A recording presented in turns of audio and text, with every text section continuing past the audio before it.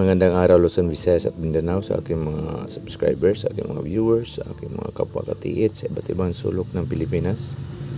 Ngayon mga ka-TH, yung sinabi ko sa previous video ko, nung dalhin ko yung quartz, ay nandito na siya mga ka-TH.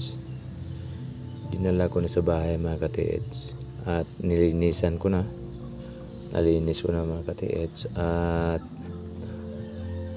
pagkatapos kung kilatisin mga ka-TH ay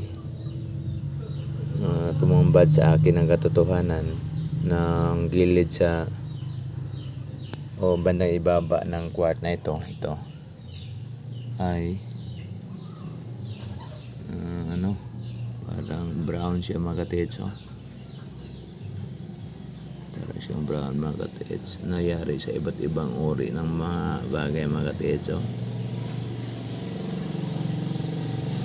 Siyang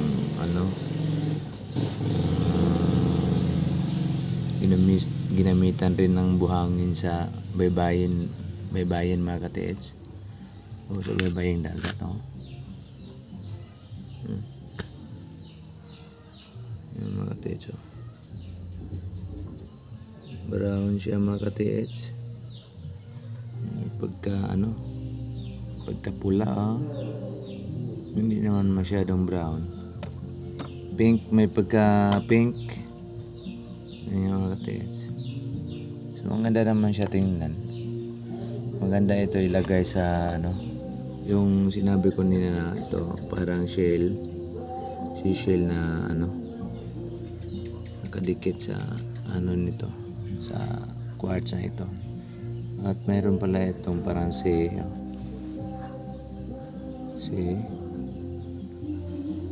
yan mga ka-TH, maganda siya.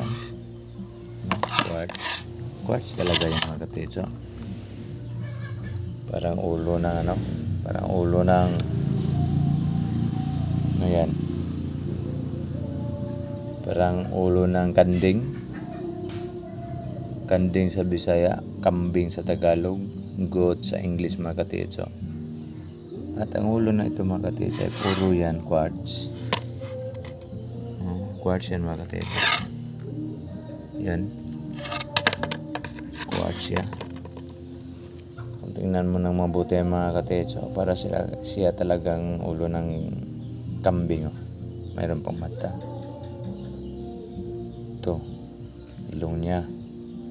Bunganga niya, tingnan natin kung mayroon bang bunganga.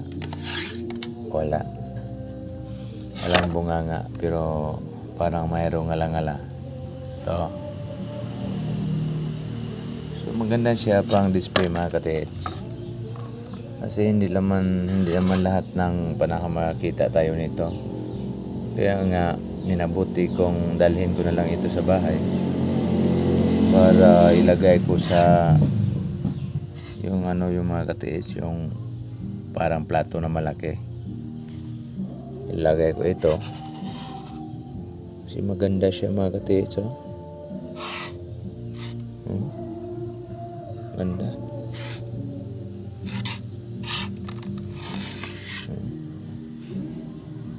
Talagang quartz yan mga ka-TH.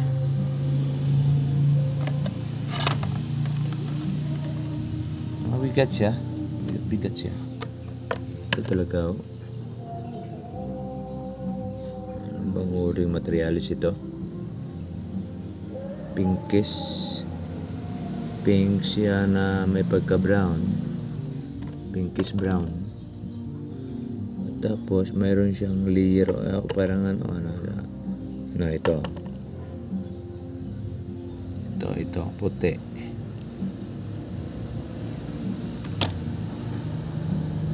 Maganda siya mga ka-TH. At siya, kung mayroon mang tumingin nito ay natural talaga siya, natural.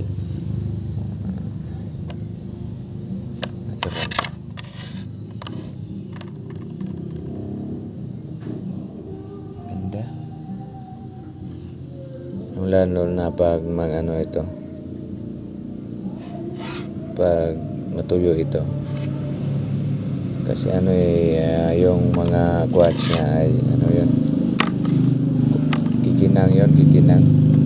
Yan, kuminang na nga oh. Lalo na kung matuyo na ito.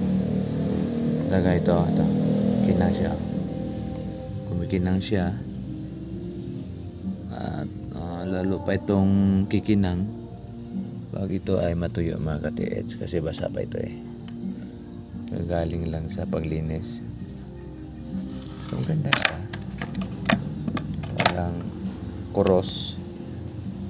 Parang kuros na heart. Tingnan niyo mga ka-TH.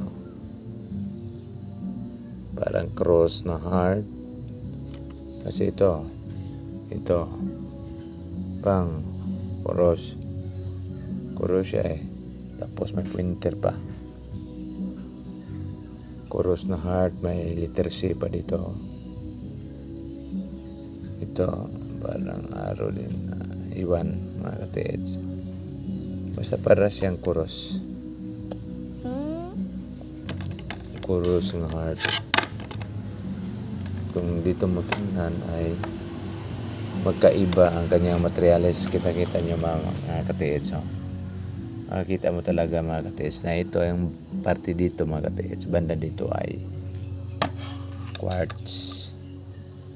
Banda naman dito ay hindi quartz. Parang natural lang na bato. So magkaiba ang left and right mga ka-TH. Magkaiba sila.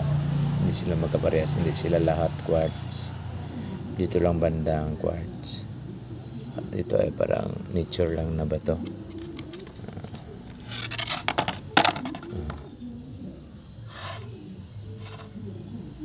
So hanggang dito lang mga ka-TH. Sana mag-subscribe at like kayo para palagi kayong updated sa aking mga bagong uploads. Salamat po.